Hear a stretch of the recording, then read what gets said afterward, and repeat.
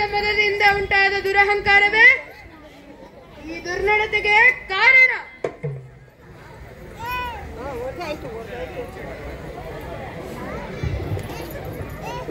ಅಯ್ಯೋ, ನಾನೆಂತಹ ಕೆಲಸ ಮಾಡಿದೆ! ಅಧಿಕಾರ ಮದದಿಂದ ಮೂರ್ಖನಂತೆ ವರ್ತಿಸಿದೆ. ಗುರುಗಳಾದ ಬೃಹಸ್ಪತ್ಯಾಚಾರ್ಯರಿಗೆ ಗೌರವ ಸೂಚಿಸದೆ ಅವಮಾನಿಸಿದನಲ್ಲ. ಛೆ! ನನ್ನ ಗುರುಗಳಾದ ಬೃಹಸ್ಪತಿಗಳು ಜ್ಞಾನದ ಕಡಲು, ಅವರನ್ನು ತಿರಸ್ಕರಿಸಿದನಲ್ಲ. ಅವರಿಗೆ ಅವಿನಯ ತೋರಿದ ನಾನು ಈಗಲೇ ಅವರ ಬಳಿ ಹೋಗಿ ಕ್ಷಮಾಪಣೆಯನ್ನು ಪ್ರಸನ್ನಗೊಳಿಸುವೆನು.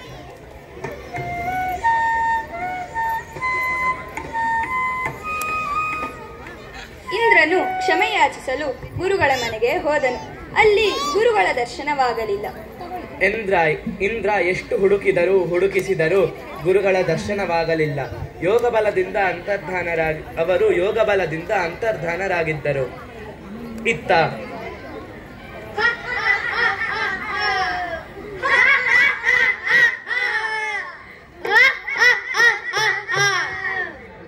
ಗುರುಗಳಾದ ಬೃಹಸ್ಪತಿಗಳು ದೇವಲೋಕ ತೊರೆದು ಹೋದರು. ಈಗ ಅಲ್ಲಿ ಯಾರೂ ಇಲ್ಲ. ಮಾರ್ಗದರ್ಶನ ಮಾಡುವವರು ಯಾರೂ ಇಲ್ಲ. ಇದೇ ಸರಿಯಾದ ಸಮಯ. ದೇವಲೋಕವನ್ನು ಆಕ್ರಮಿಸಲು ಇದೇ ಸಕಾಲ. ಯುದ್ಧಕ್ಕೆ ಸನ್ನದ್ಧರಾಗೋಣ.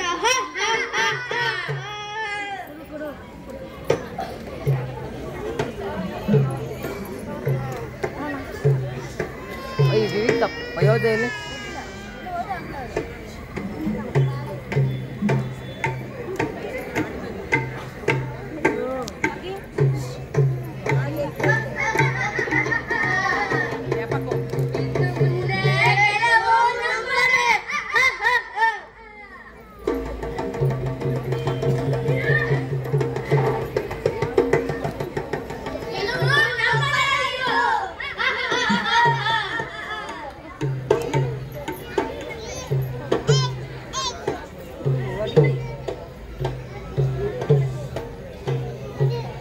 ಇದೇಕೆ ಹೀಗಾಯಿತು? ಅಸುರರ ಕೈ ಮೇಲಾಯಿತು. ಬ್ರಹ್ಮದೇವನ ಬಳಿ ಹೋಗಿ ಸಲಹೆ ಕೇಳೋಣ.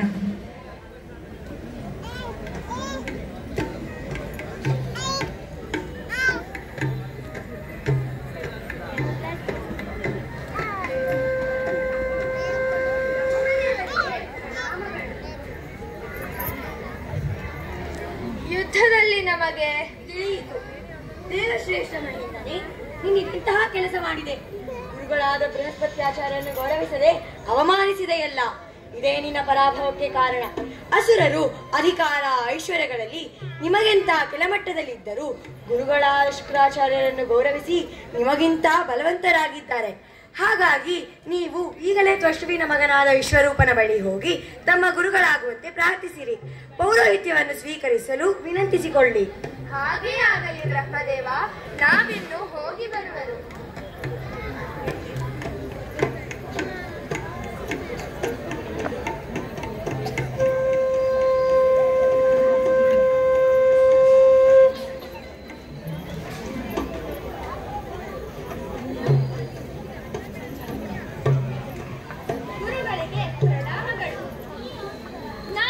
ಆಶ್ರಮಕ್ಕೆ ಅತಿಥಿಗಳಾಗಿ ಬಂದಿದ್ದೇವೆ. ನೀವು ಬ್ರಹ್ಮನಿಷ್ಠನಾದ ಬ್ರಾಹ್ಮಣರಾಗಿರುವುದರಿಂದ ನಮಗೆ ಹುಟ್ಟಿನಿಂದಲೇ ಗುರುವಾಗಿರುವಿರಿ. ನಿಮ್ಮ ಶಕ್ತಿಯಿಂದ ಅನಾಯಾಸವಾಗಿ ಶತ್ರುಗಳ ವಿರುದ್ಧ ಜಯಗಳಿಸಬಹುದು. ನೀವು ದೇವದೇವರ ಪೌರೋಹಿತ್ಯವನ್ನು ವಹಿಸಿಕೊಳ್ಳಬೇಕು. ನನಗೆ ಒಡೆಯರಾದವರು ನೀವು ನನ್ನನ್ನು ಪ್ರಾರ್ಥಿಸುತ್ತಿದ್ದೀರಿ. ಹಿರಿಯರ ಆಜ್ಞೆಯನ್ನು ಪಾಲಿಸುವುದು ಕಿರಿಯರ ಕರ್ತವ್ಯ ಆಗಬಹುದು. ಧನ್ಯವಾದಗಳು ಗುರುವರ್ಯರೇ.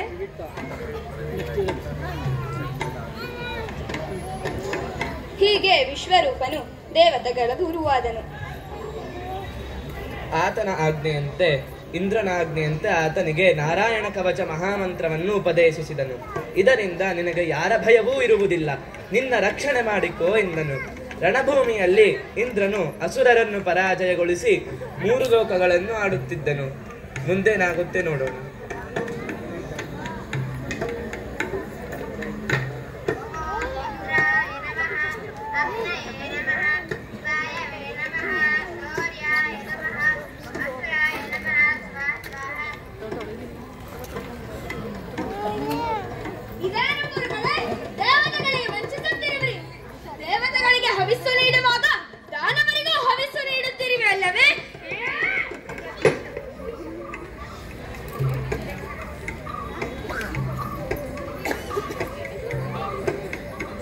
ವಿಶ್ವರೂಪನು ಯಾಕೆ ದಾನವರಿಗೆ ಹವಿಸ್ಸು ಸಲ್ಲಿಸುತ್ತಿದ್ದ? ಅನ್ಯಾಯವಾಗಿ ಜೀವ ಕಳೆದುಕೊಂಡಿದ್ದಲ್ಲ. ಏಕೆಂದರೆ ಅವನ ತಾಯಿ ರಾಕ್ಷಸಿ. ತಾಯಿಯ ಕಡೆಯವರ ಅಭಿಮಾನವನ್ನು ಕಾಪಾಡಿಕೊಳ್ಳಲು ಹೀಗೆ ಮಾಡಿದನು. ಇಂದ್ರನಿಗೆ ಗೊತ್ತಾದ ಕೂಡಲೇ ಅವನು ವಿಶ್ವರೂಪನನ್ನು ಸಂಹರಿಸಿದನು. ಮುಂದೆ ಏನಾಯ್ತು ನೋಡೋಣ.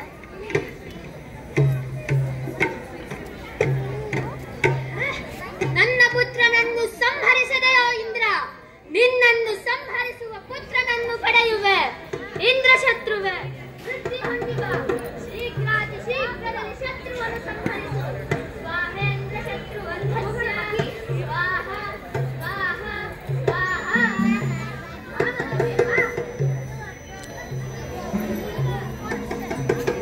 ನಿಮಗೆ ಎಲ್ಲ ವಿಚಾರಗಳನ್ನು ತಿಳಿಸುವೆ ಬಾ.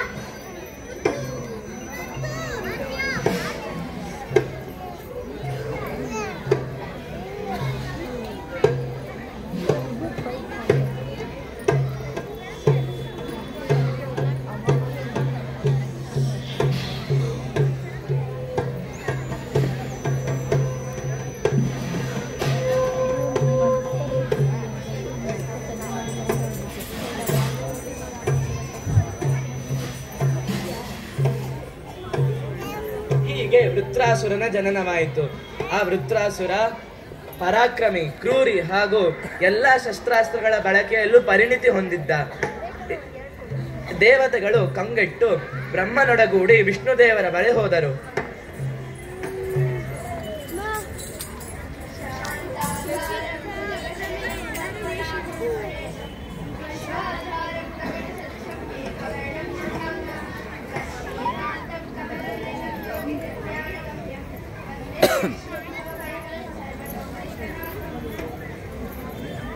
ಓಂ ವಿಷ್ಣವೇ ನಮಃ. ನಮೋ ನಮಃ. ಏನು, ಎಲ್ಲರೂ ಆಗಮಿಸಿದ್ದೀರಿ? ತಾವೆಲ್ಲರೂ ಬಂದ ಕಾರಣವೇನು?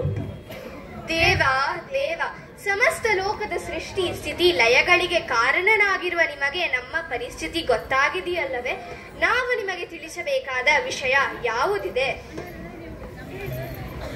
ಹಿಂದೆಲ್ಲ ನಮಗೆ ಕಷ್ಟ ಬಂದಾಗ ನೀವೇ ದಾನವರನ್ನು ಸದೆಬಡೆದು ನಮ್ಮ ಸಂಕಷ್ಟಗಳನ್ನು ಪಾರು ಮಾಡಿದ್ದೀರಿ.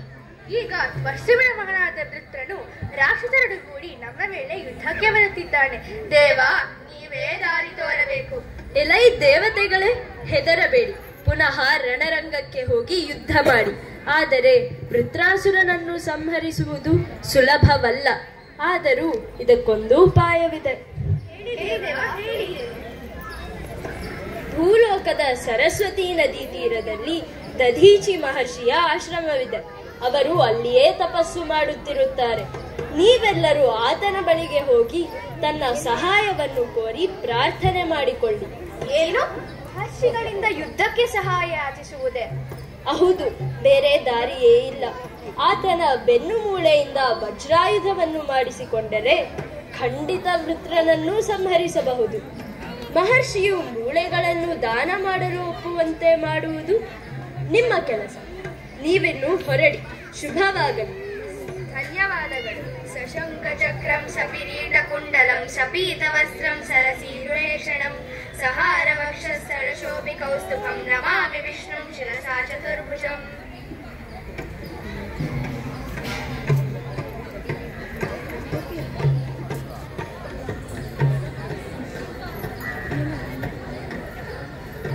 ಅಲ್ಲ, ವಿಷ್ಣು ಹೇಳಿದ್ರಲ್ಲ ದಧೀಚಿ ಮುನಿ ಹತ್ರ ಹೋಗ್ಬಿಟ್ಟು ಅವ್ರ ಬೆನ್ನು ಮೂಳೆಗಳಿಂದ ವಜ್ರಾಯುಧ ಮಾಡಿಸ್ಕೊಳ್ಳಿ ಅಂತ.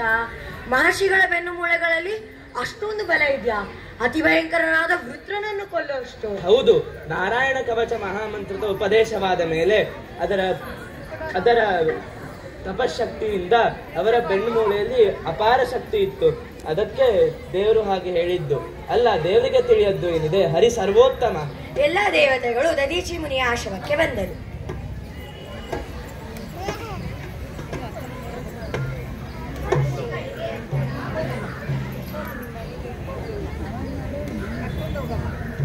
ಇಂದ್ರಾದಿ ದೇವತೆಗಳು ನಮ್ಮ ಮನೆಯವರೆಗೂ ಪಾದವಿಳಿಸಿದ್ದೀರಿ.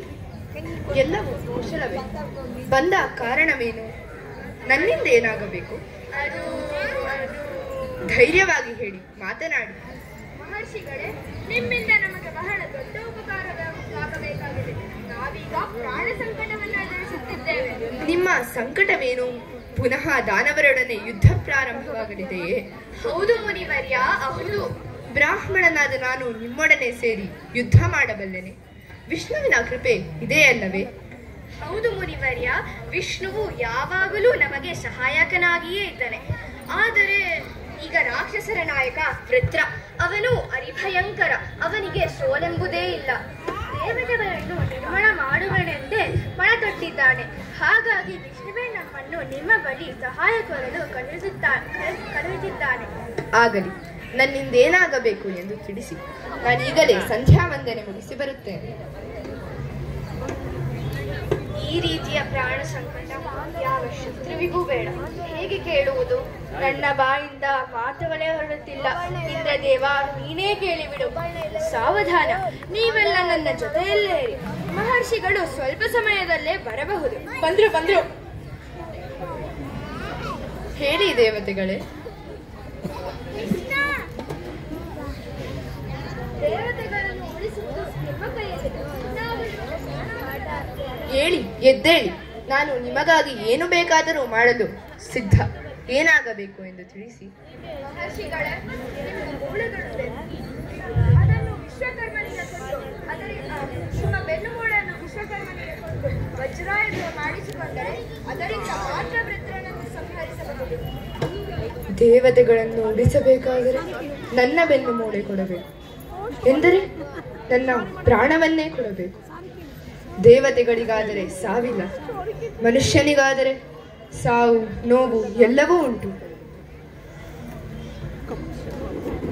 ಎಂದಾದರೂ ಒಂದು ದಿನ ಸಾಯಲೇಬೇಕಲ್ಲವೇ? ಇತರರಿಗಾಗಿ ಪ್ರಾಣ ಕೊಡುವುದಕ್ಕಿಂತ ಒಳ್ಳೆಯ ಸಾವು ಯಾವುದಿಲ್ಲ. ಆಗಲಿ, ಮಹಾವಿಷ್ಣುವೇ ನಿಮ್ಮನ್ನು ಕಳುಹಿಸಿದ್ದಾನೆಂದ ಮೇಲೆ ನಾನು ಹೇಳುವುದೇನಿದೆ? ನಿಮಗೆ ನನ್ನ ಬೆನ್ನು ಮೂಳೆಯನ್ನು ತೆಗೆದುಕೊಳ್ಳಿ. ನಿಮಗೆ ಜಯವಾಗಲಿ. ಧನ್ಯವಾದಗಳು ಮುನಿವರ್ಯರೇ. ಆತ್ಮಾರ್ಪಣಕ್ಕಾಗಿ ದಧೀಚಿ ಮುನಿಗಳು ಪ್ರಾಣಾಯಾಮ ಮಾಡಿ ಕಣ್ಮುಚ್ಚಿದರು. ಹೊರ ಜಗತ್ತನ್ನು ಮರೆತು ಪರಮಾತ್ಮನ ಧ್ಯಾನ ಮಾಡಿದರು. ಸ್ವಲ್ಪ ಸಮಯದಲ್ಲಿಯೇ ಯೋಗ ಬಲದಿಂದ ಶರೀರ ತ್ಯಾಗ ಮಾಡಿದರು.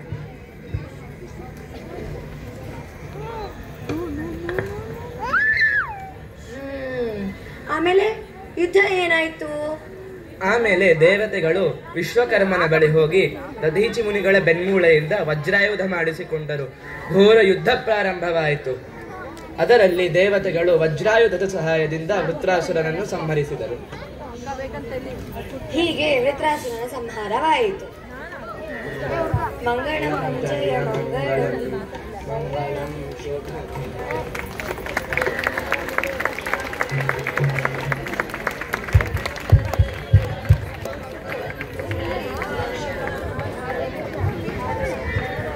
ಈ ನಾಟಕದಲ್ಲಿ ಭಾಗವಹಿಸಿದವರು ಶ್ರೀಪ್ರಿಯ,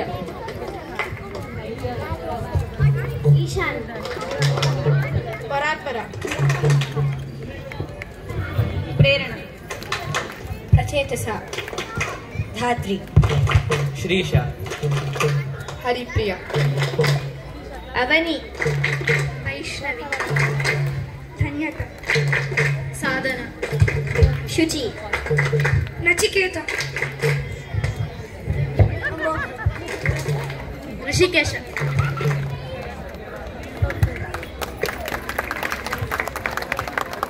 ನಾಟಕ ಶುರುವಾಗೋಕ್ಕಿಂತ ಮುಂಚೆ ವೆಂಕಟೇಶಣ್ಣ ಒಂದು ಕತೆ ಹೇಳಿದ್ರಲ್ವಾ, ಹಾಗೆ ಎಷ್ಟು ಅದ್ಭುತವಾಗಿ ಈ ನಾಟಕ ಮಾಡಿದ್ದೀರಾ, ಅದಕ್ಕೆ ಧನ್ಯವಾದಗಳು.